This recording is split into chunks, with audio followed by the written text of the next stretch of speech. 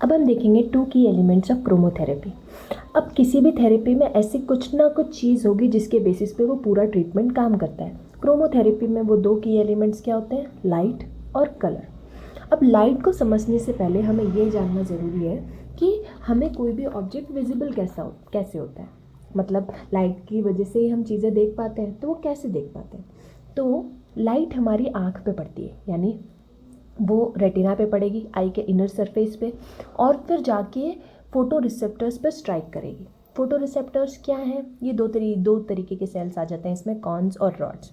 Cons जो कि sensitive होते हैं कलर्स को, कलर की फ्रिक्वेंसी पे को सेंसिटिव होते हैं, और रॉड्स जो कि इंटेंसिटी, यानी लाइट, कोई से भी कलर की लाइट हो या कैसी भी लाइट हो, वो कितनी इंटेंस तरीके से पड़ रही है, उस तरीके से ये सेल्स स्टिमुलेट होंगे।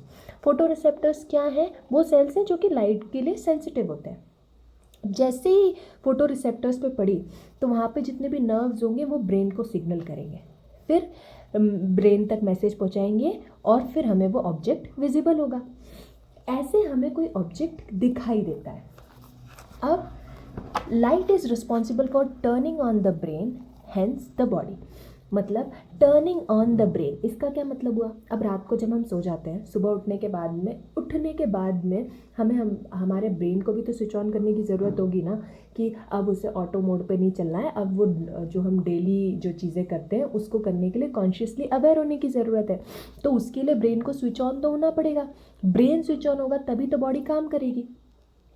लाइट एंटर्स, अब ये होता कैसे है, light enters the body through eyes and skin, मतलब आइज और स्किन के थ्रू ही जाएगी, और हम सनलाइट की ही बात कर रहे हैं, और अगर सपोज सनलाइट नहीं है वहाँ पे तो कोई सी भी वाइट लाइट चलेगी।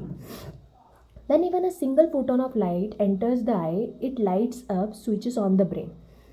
The light triggers the hypothalamus which regulates all life sustaining bodily functions. अब हम ये देखेंगे कि लाइट हमारे ब्रेन को स्विच ऑन कैसे करेगा मॉर्निंग में।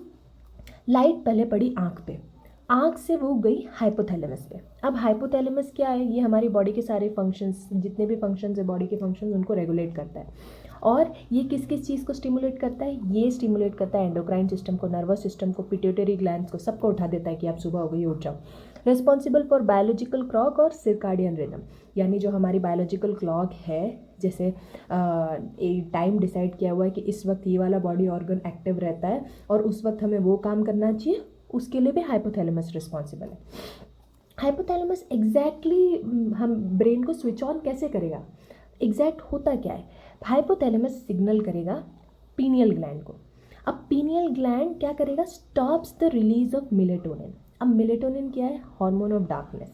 मतलब मेलेटोनिन क्या करता है ना, रात के टाइम पे, मतलब पीनियल ग्लैंड क्या करता है, रात के टाइम पे जैसे ही रूम में अच्छी तरीके से डार्कनेस हो जाती है और अब हम सोने वाले हैं, तो वो मेलेटोनिन रिलीज़ करना शुरू करता है, इसलिए इसको हार्मोन ऑफ डार्कनेस कहते हैं। और ये भी कहते हैं ना कि रात को सोने के टाइम पे अपने रूम की सारी लाइट्स बंद कर देनी चाहिए, और जितना वो डार्क रहेगा उतनी अच्छी नींद आएगी आपको।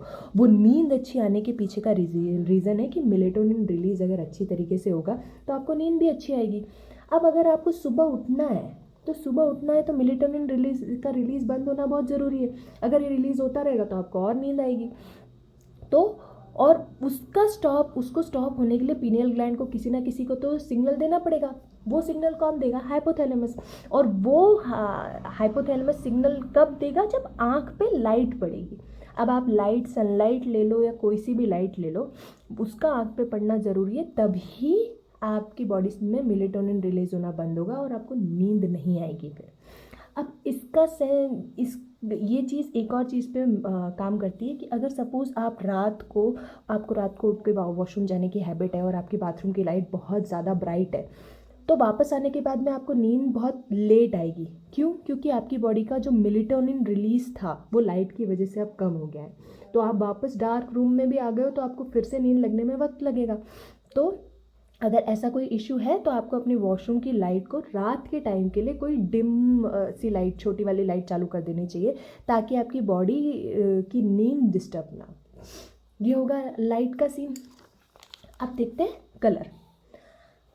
सेकेंड एलिमेंट है जो कि कलर, इसको हम 3 ग्रुप्स में, थेरेप्यूटिक पर्पज से 3 ग्रुप्स में डिवाइड कर सकते हैं। वो कौन सा हो गया, एक तो हो गया रेड, पहला वाला ग्रुप हो गया वार्म कलर्स का, जिसमें कौन से आ गए, रेड, ऑरेंज और येलो।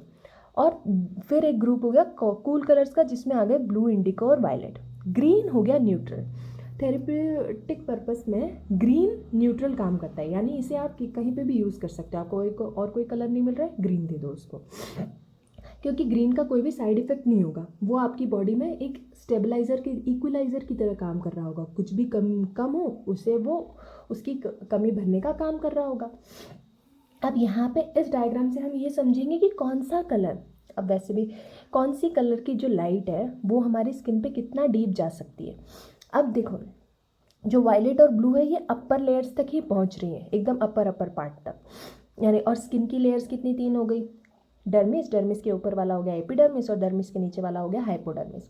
तो इसको एपिडर्मिस को हम बोलेंगे कि ये सबसे सरफेस वाला टिश्यू है, डर्मिस हो गया सॉफ्ट टिश्यू, और हाइपोडर्मिस हो गया डीप टिश्यू।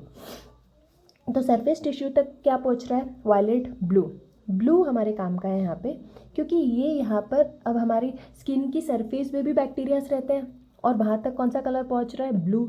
तो ये एक तरीके से एंटीसेप्टिक हो जाएगा। यहाँ पे अगर कोई गलत बैक्टीरिया की ग्रो हो रही होगी, वहाँ पे आप ब्लू लाइट दे दो तो वो बैक्टीरिया को ख़त्म कर देगा वहाँ पे। प्लस इसी सरफेस पे हमें एक्ने होते हैं, इन्फ्लामेशन हो जाता है, तो ब्लू लाइट इसीलिए एंटी इन्फ्लामेटरी होता है कि अगर इन्फ्लामेशन वाली कंडीशन में अगर ब्लू लाइट दे दो तो वो कम हो जाएगा। फिर ग्रीन देखो, ग्रीन एपिडर्मिस और डर्मिस के बीच में जो मिलेनोसाइट्स है, जो हमारी बॉडी में मिलेनिन प्रोड्यूस करती है, पिगमेंटेशन वाला जो पिगमेंटेशन हैंडल करता है, वो मिलेनोसाइट्स है। तो वहाँ तक पहुँच जाता है ग्रीन। इसलिए ग्रीन हमारी बॉडी में जो मिलेनिन का प्रोडक्शन है उसको रेगुलेट करने का काम करेगा। फिर येलो और ऑरेंज थोड़ा और अंदर की तरफ तक आ जाते हैं, रेड जाता है और डीप, रेड डीप जाता है, और उससे भी डीप फिर रेड के ऊपर जितनी भी कलर्स होंगे, जैसे कि फिर इंफ्रारेड हो गया, ये और डीप टिश्यू तक चला जाता है। अगर किसी को ट्रीटमेंट के लिए और भी ज़्यादा असर देना हो तो उन्हें इंफ्रारेड भी देते हैं। अब देखते हैं कि हम कौन से कलर का क्या यूज़ है।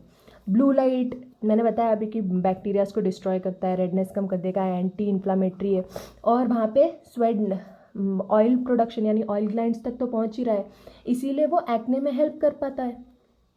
फिर ग्रीन लाइट मिलेनिन प्रोडक्शन और पिगमेंटेशन में हेल्प कर देगा। फिर यहाँ पे रेड लाइट है जो कि कोलेजन प्रोडक्शन में और सेल की फंक्शन को रिस्टोर करने में हेल्प करता है। अब कोलेजन क्या है, कोलेजन एक प्रोटीन है जो कि bone, skin, hair, muscle, tendon, ligament, इन सब का बिल्डिंग ब्लॉक है। बॉडी पूरी तरीके से इन्हीं से बनी हुई है, इसका मतलब कि कोलेजन बहुत इंपॉर्टेंट है। और अगर रेड लाइट इसका प्रोडक्शन बढ़ा रहा है तब तो रेड लाइट और भी ज़्यादा ज़रूरी हो गई। अब ये क्या क्या कर सकता है, ये provide structure strength support through out our body.